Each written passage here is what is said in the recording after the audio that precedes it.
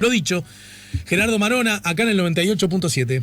Si buscas un portón automático para tu casa o para la oficina, asegúrate que sea fuerte, que sea seguro, que sea práctico, que sea un SEA. Porque solo un portón SEA te asegura el mayor respaldo técnico, un service propio en todo el país y la garantía de todos sus productos. Ingresa en seaportones.uy o llama al 2601-2611. Si vas a elegir un portón, que sea un SEA. Gerardo Marona, buen día, bienvenido. Bueno, te decía, buen día, muchas gracias por la llamada. Al revés, gracias a vos por aceptarla. Primero contémosle a la gente, aunque sea para vos obviamente llover sobre mojado. Vos sos un periodista uruguayo que sin embargo trabaja para una agencia internacional, la France Press, ¿no es cierto?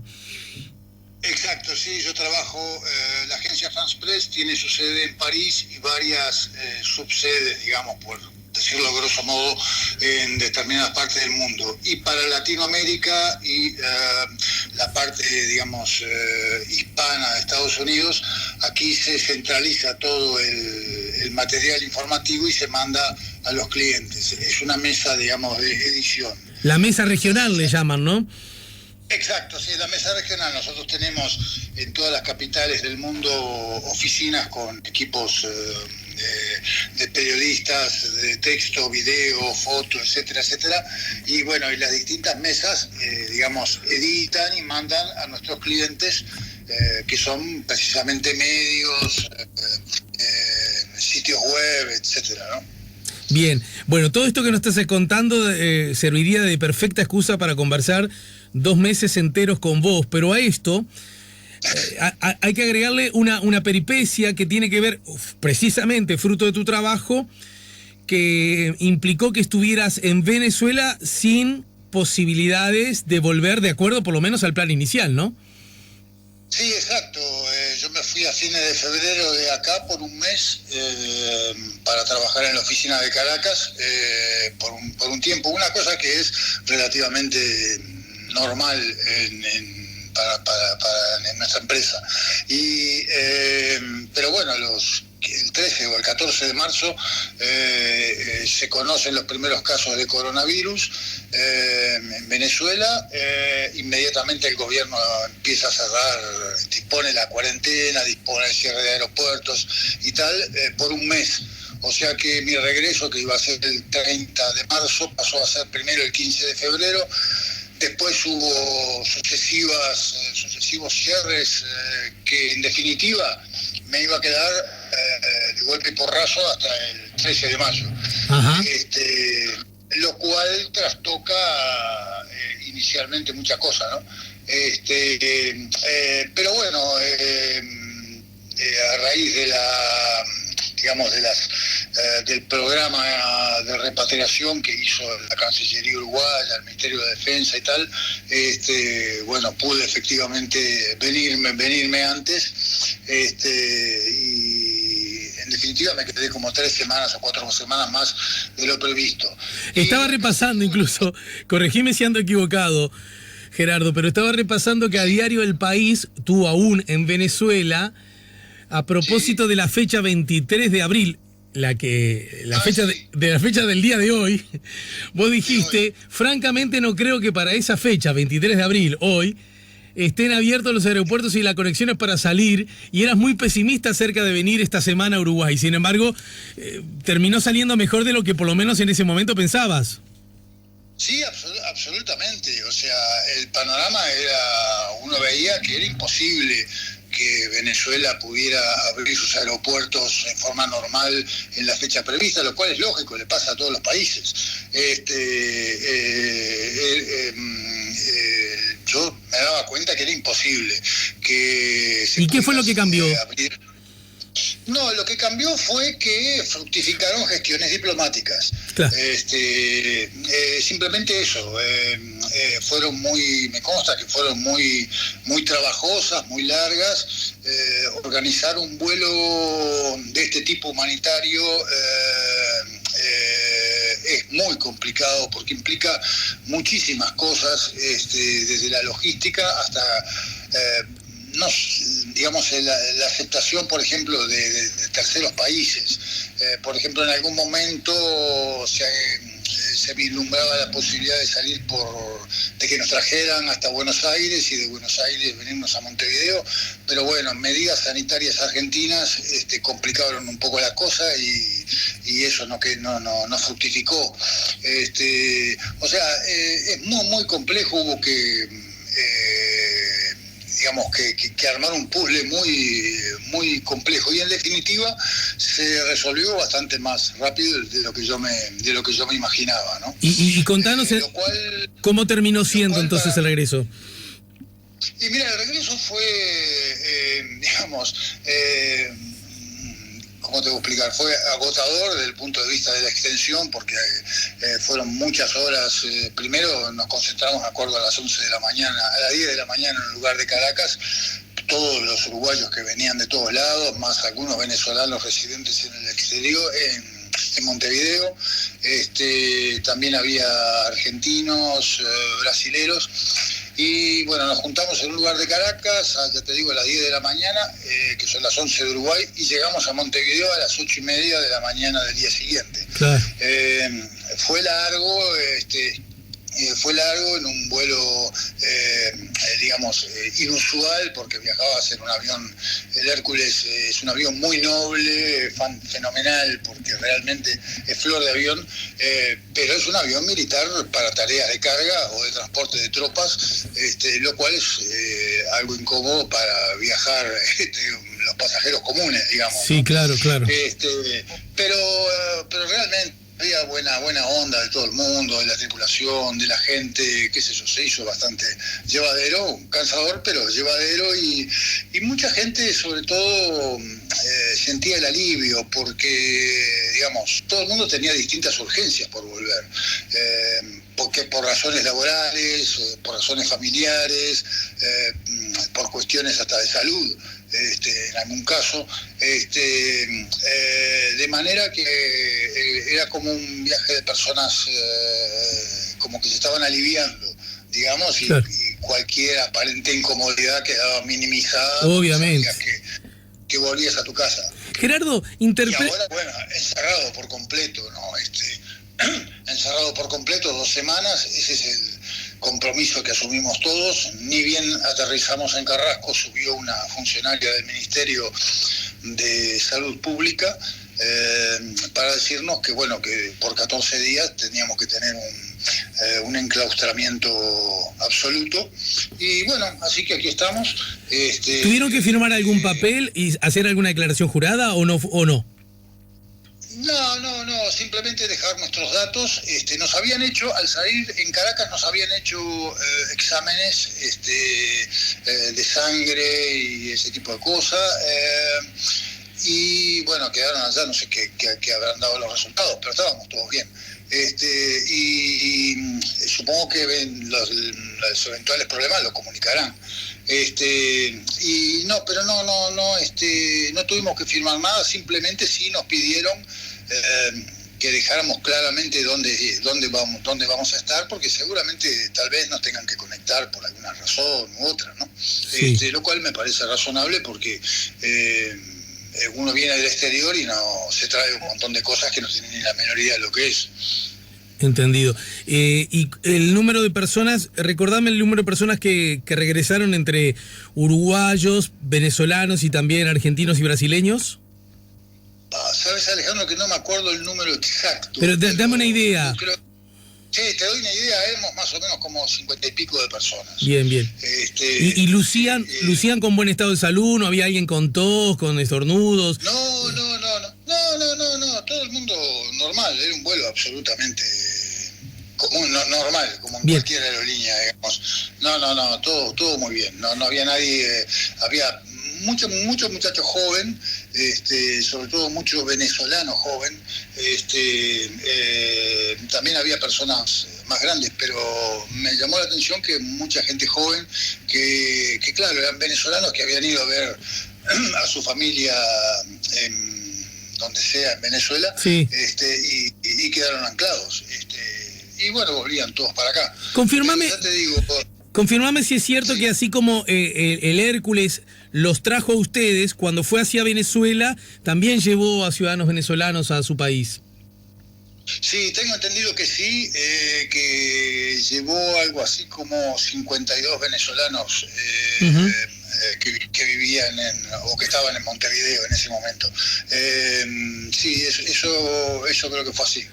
Lo digo porque ahora le pregunto más que nada al periodista, por ahí también quizás se puedan encontrar explicaciones, porque si bien la emergencia sanitaria hace que las miradas sobre las cosas necesariamente cambien, tampoco es un secreto para nadie que las relaciones diplomáticas del gobierno recién instalado en Uruguay y el gobierno de Venezuela no necesariamente son las mejores, las más prístinas. Y sin embargo, Venezuela, de acuerdo a lo que vos mismo señalabas en el relato, logra ser una excepción en la apertura de los vuelos, ¿no? O sea que algo funcionó. Sí, claro, es obvio que las cosas en las relaciones bilaterales tuvieron un cambio drástico el 1 de marzo, eso es a todas luces cierto, objetivo, y seguramente eso influyó un poco en que se demoró en encontrar la solución. No es que se bloqueara, digamos, que Venezuela pusiera, digamos, ¿cómo te puedo explicar?, obstáculos, pero lo que sí yo advertía que había como una cierta frialdad, digamos, en resolver el problema. Pero ya te digo, lo vi como consecuencia de todo un gran descalabro que hay general en el mundo en este momento, y que en este caso ese factor seguramente incidió en que se demoró un poquito más, pero ya te digo, esas cosas se arreglan por medio de la diplomacia, para algo están las cancillerías y bueno, felizmente lo resolvieron, demorarán más, demorarán menos, pero se resuelven, ¿no? Gerardo, aprovecho esta oportunidad para que nos cuentes a propósito de Venezuela.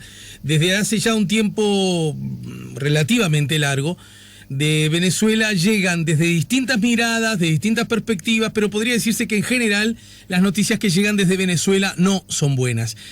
Y hablan de ciertas desarrolladas fragilidades. Estoy tratando de ser muy cauto en los adjetivos para que nadie quede afuera del razonamiento que quiero plantear. Me imagino que esa circunstancia, debilitada por distintas razones, en el marco de una emergencia sanitaria, se vuelve aún más débil. Es lo que yo puedo prever desde acá. Me gustaría que nos cuentes cómo se está desarrollando, porque nosotros acá estamos viviendo con problemas y sin embargo, aún así, el Estado está presente, los mecanismos están fluyendo, sin caer en la frivolidad de decir o sugerir de que no haya muchos de nuestros compatriotas que la están pasando verdaderamente muy mal, demasiado mal, esa es una opinión que yo tengo. Pero aún así, uno siente que las cosas se van acomodando en la marcha. En Venezuela, ¿cómo está funcionando, si es que están funcionando las cosas? Mira, en Venezuela, el panorama que tiene Venezuela objetivamente es muy malo, realmente muy malo, porque primero es un país que está colapsado absolutamente, la economía es un desastre, todos los sistemas públicos son un desastre, y ahora tiene un golpe fatal, que es el derrumbe de los precios del petróleo.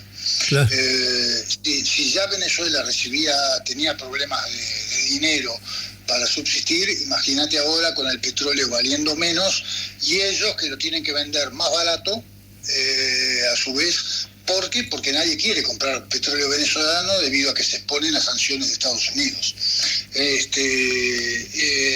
Se agrega otro factor.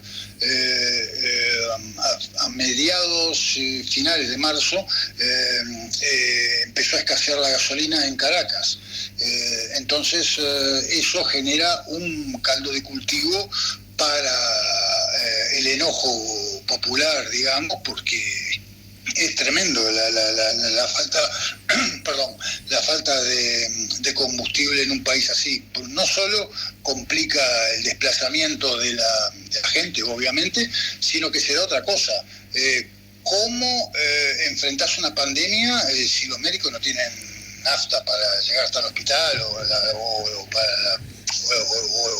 o las ambulancias para trasladar personas? Claro. Realmente es una hora absolutamente compleja de la que está viviendo Venezuela. Si ya estaba mal, ahora el panorama luce peor. ¿Sabes que acá desnudo, Gerardo, perdona, pero desnudo mi ignorancia, pero yo puedo entender las dificultades que Venezuela tiene para vender su petróleo, pero ¿por qué tiene dificultades Venezuela para tener su propio combustible para sus vehículos?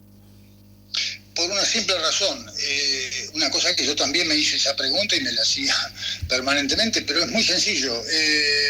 Venezuela tiene destrozada literalmente su industria petrolera. O sea, ha habido desinversión, ha habido corrupción, ha habido malos negocios, y actualmente Venezuela prácticamente no refina absolutamente nada. O sea, saca el crudo y lo manda a refinar a otros países. ¿Tá? En este caso era la India, creo que era, o sea, importa la gasolina. Ellos mandan el petróleo bruto, se la refinan y ellos pagan a su vez en petróleo porque no tienen dinero. O sea que a ver si lo veo bien, Uruguay, por ejemplo, y mirá que me estoy saliendo deliberadamente de cualquier connotación a propósito de qué gobiernos y qué orientación ideológica. Uruguay no tiene petróleo, pero sí tiene una empresa petrolera que tiene refinería. Y Venezuela, que tiene las más altas reservas de petróleo del planeta, no tiene refinería para refinar su propio combustible. No las tiene funcionando. La capacidad de funcionamiento que tenían hasta la semana pasada, creo que era, le quedaban funcionando creo que una cosa así, a un mínimo de su capacidad operativa. Ahora estaban tratando de rehabilitar una que tiene un poquito más de capacidad de refinación. Pero sí, efectivamente, pero además se da otra situación que era, te puedo asegurar que es difícil de entender de afuera. Cuando uno dice que en Venezuela la gasolina la regalan, no está diciéndolo en sentido figurado. O sea, no, en serio, no, es más, yo no lo podía creer, pero realmente la regalaban. Claro. ¿Qué pasaba? El gobierno, o sea, vos imaginate, el gobierno importaba, o sea, la pagaba, la traía y después se la regalaba a los venezolanos. ¿Por qué? Porque su precio está congelado desde hace años y es como que, yo no me acuerdo el valor, pero era como 0,00013 centavos, ponele, una cosa así, el litro de gasolina. Entonces, vos llenabas el tanque y no te lo cobraban. Vos dejabas una propina porque al de la bomba de gasolina le salía más caro, cobrar los impuestos, lo que gastaba en papeles, en ese tipo de cosas, que cobrarte la gasolina. O sea, una cosa es que desafía la lógica económica. No lo podés creer, realmente es muy muy difícil de entender. ¿Y por qué mantenían eso? Porque por razones políticas siempre la gasolina en Venezuela se mantuvo baja, pero bueno, una cosa es cuando lo podés hacer, y ahora lo que está pasando es que la gasolina que hay se está racionando, y siempre cuando hay racionamiento hay mercado negro. Entonces, ahora vos para llenar el tanque, si encontrás quien te consiga gasolina, tenés que pagar de repente, no sé, por decirte, $2, $3, $4. Para nosotros es un regalo, de todas formas. Sí, lo entiendo. Pero para un venezolano de a pie es mucho dinero realmente. Por eso te digo, creo que las circunstancias son muy malas. El gobierno dice tener, textual, bajo control, digamos, la pandemia. Hasta que yo me vine había unos 200 casos, no sé cuántos pudieron haber más últimamente. Pero bueno, no hay transparencia en el manejo de las cifras. Porque ¿qué pasa? Ellos, por ejemplo, todos los días aparece directamente Maduro o su vicepresidenta o algún otro vicepresidente y te dicen, bueno, tenemos tantos casos más o no hubo ninguno, qué sé yo. Sí, sí. Pero no hay transparencia, o sea, no hay periodistas que le puedan... Hay cifras que no son consistentes, pero son cadenas, son reuniones que no dan lugar a preguntas, y directamente se hacen sin periodistas también. Entonces es muy difícil contrastar cuánto hay de verdad en eso que están diciendo en la cantidad de casos. O sea, no hay confrontación. Para colmo se está dando que hay periodistas, por ejemplo, que han cuestionado las cifras y se los han llevado presos. O sea, es un clima bastante embromado. Si ya estaba embromado, imagínate ahora con tamaño problema sanitario. Uno... En este contexto internacional ha advertido que sobre todos estos temas, digamos, la emergencia sanitaria, hay, por supuesto, como no puede haber de otra manera, una mirada y una lectura política. Y uno advierte que en los países de más alta calidad democrática ocurre que los gobiernos legítimamente instalados logran, de todos modos, generar buen nivel de diálogo con las respectivas oposiciones políticas, ¿verdad? Sí. En Venezuela, huelga decirlo, llover sobre mojado, los problemas en ese sentido eran gravísimos, al punto tal que durante un largo tiempo, en el año pasado fundamentalmente, tengo la sensación que este año la cosa había virado bastante, había 2 gobiernos instalados, pero más allá de esos detalles, sobre los cuales me gustaría hablar más temprano que tarde y con más tiempo contigo y probablemente aquí en el estudio.